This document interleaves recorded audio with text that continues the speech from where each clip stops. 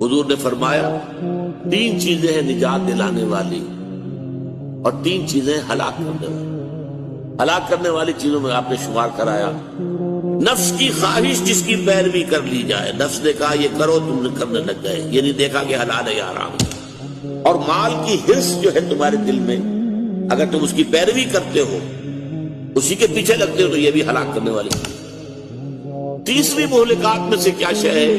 انسان کا اپنے آپ کو کچھ سمجھنا، اعجاب المرء بنفسہ، اور فرمایا وَهِيَ أَشَدُّهُنَّ، یہ جو ہے شدید ترین ہے، سخت ترین ہے۔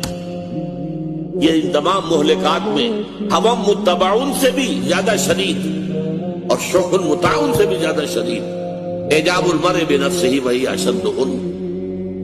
اس کا ایک مطلب تو یہ ہے کہ اننی من المسلمین، میں بھی مسلمانوں میں سے ہوں۔